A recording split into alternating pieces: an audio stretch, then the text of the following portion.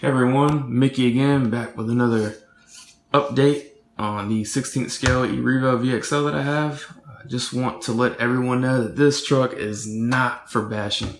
It's not for bashing. My previous video, you can see that I put a 16th tooth pinion on there to gear it down, to make it much more enjoyable to drive around.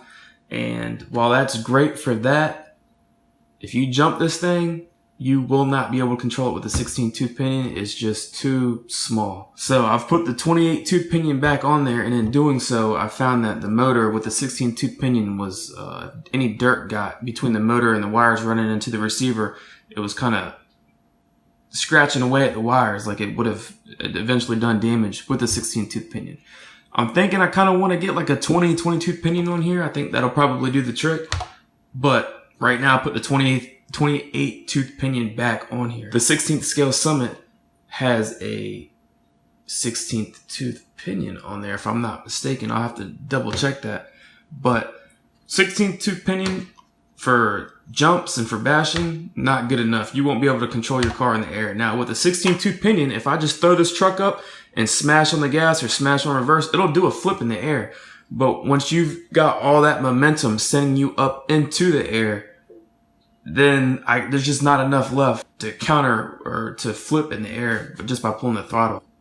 I keep thinking that I'm going to end up breaking these knuckles. I've heard a lot of people talk about breaking these knuckles. And after taking this out to Ipswich for just one day, just doing a couple little jumps, I broke a couple things I didn't think I was going to break. First thing, I had a pin rip right through the body. And these bodies are pretty thin. I kind of expected that was going to happen sooner or later. They really need to double up the thickness on these bodies. Second thing is the support for the front bumper cracked right here. You can see the two pieces of plastic hitting those two button head hex bolts right there.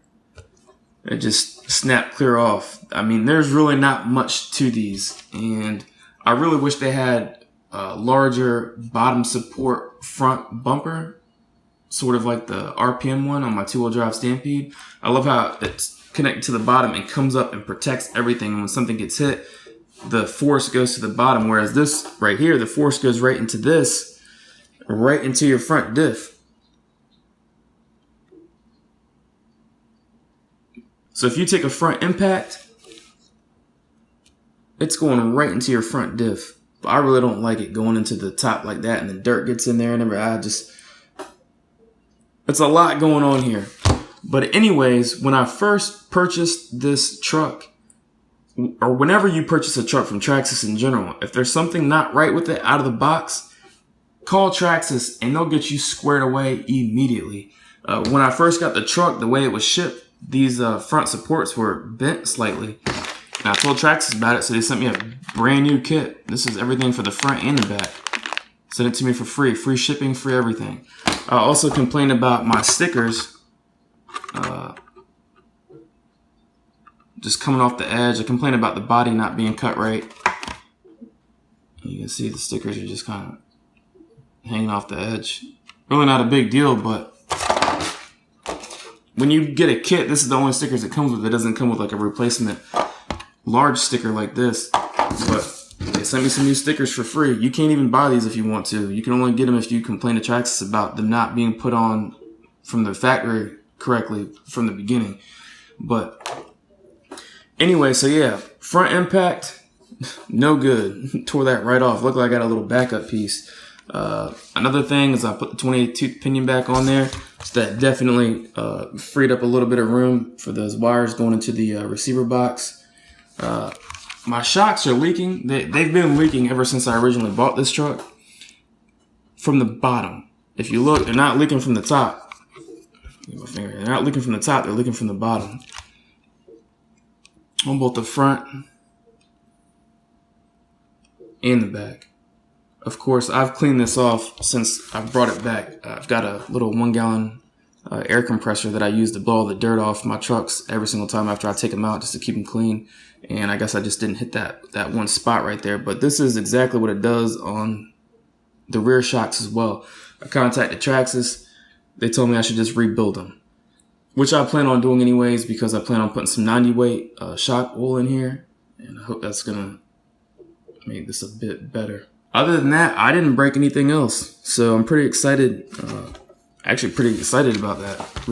Aside from this, all the A-arms, all the stock A-arms, stock knuckles, stock tie rods, and everything held up just fine. Servo held up just fine.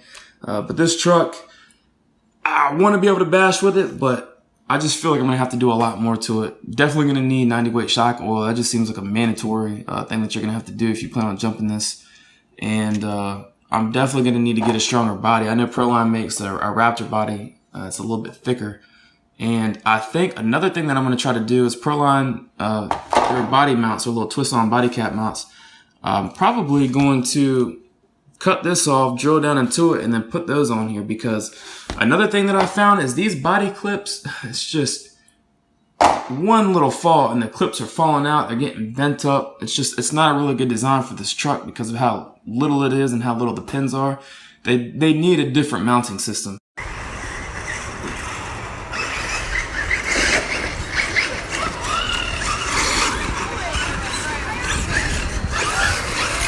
And I think it'd be a little, maybe not. I don't think it'd be impossible for them to do one of those, E-Revo, Rustler Forks 4 body mounts.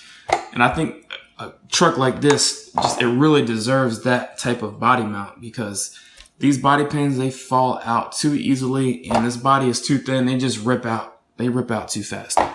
But aside from that, the truck's holding up just fine. I just wanted to point this out. I thought that was really, I see now from the design why it did what it did, but I don't like how the impact gets sent right here to the top of the diff.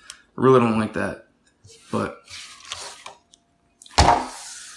aside from that, she's solid. So I just wanted to share this update. So if you've got a 16th scale truck from Traxxas, I'm really interested to hear what was the first thing that you broke on your truck. I want to know what as soon as you got your truck, what was the first thing to go on it? This is not what I thought was going to be the first thing to go at all. Luckily, I got a backup piece, but it's only a few dollars for this anyways. So yeah, if you got a 16 scale truck, first thing to break, take that down in the comments. I'm really interested to hear what other people have broken on their trucks. Subscribe. I plan on putting some more content out. It just takes forever to edit these videos, so that's the only thing that's been kind of holding me back from putting more stuff up here. Until next time, see ya.